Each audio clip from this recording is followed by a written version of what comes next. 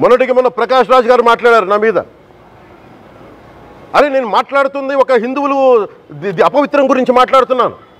ఇందులో ప్రకాష్ రాజ్ గారికి సంబంధం ఏంటి? ఇందులో నేను ఇంకొక మతాన్ని నిందించానా? ఇస్లాంని నిందించానా? క్రిస్టియానిటీని నిందించానా? అపవిత్రం జరిగింది, ఇలా జరగకూడదు, ఫుడ్ అడల్టరేషన్ జరిగిందని మాట్లాడుతుంటే దీన్ని గోల చేయకూడదంటే అంటే తప్పు జరిగినప్పుడు మాట్లాడకూడదా? ఒక అపవిత్రం జరిగితే మాట్లాడకూడదా? దేవతా విగ్రహాలను శిరచ్ఛేదం చేస్తే మాట్లాడకూడదా? ఏం పిచ్చి పట్టింది ఒక్కొక్కళ్ళకి? ఎవరి కోసం మాట్లాడుతున్నారు మీరు?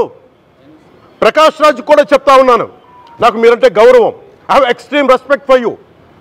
కానీ when it comes to secularism, Prakash Raj గారు, it is a two way, not one way. I have extreme respect for you, you know that. మీరు secularism is always two way, it is not one way. హిందువుల మీద దాడి జరిగినప్పుడల్లా వచ్చి మాట్లాడటం తప్ప, అన్య మతాల మీద జరిగితే నేను కూర్చొని ఇంతమంది కౌలు రైతులకు ఇచ్చాను, ఎంతమంది ముస్లిం ఇస్లాం రైతాంగానికి ఇచ్చాను నేను. ఇదే ఎన్ని మద్రాసాలకి డబ్బులు ఇచ్చాను నేను, 25 లక్షలు 30 లక్షలు ఇచ్చాను, ఇచ్చినవాడిని నేను. నాకు అన్య మతం ఇస్లాం మీద గౌరవం ఉన్నవాడిని, క్రిస్టియానిటీ మీద గౌరవం ఉన్నవాడిని, చిన్నప్పటి నుంచి కూర్చొని మిషనరీ స్కూల్లో చదువుకున్నవాడిని.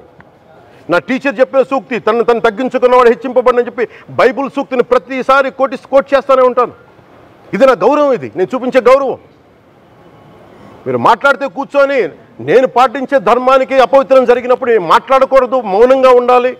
సెక్యులరిజంకి విఘాతం అంటే ఏంటి? సెక్యులరిజంకి విఘాతం?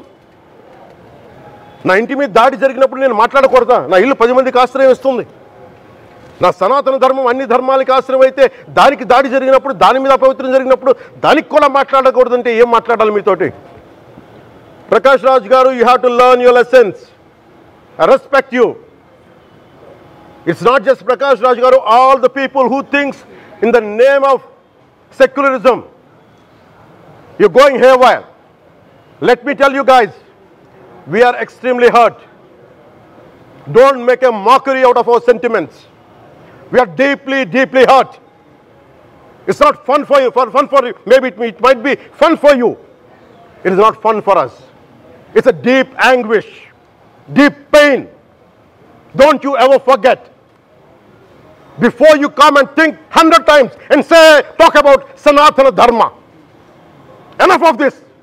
చాలు. ఇష్టానికి మాట్లాడుతూ ఉన్నారు సనాతన ధర్మం మీద.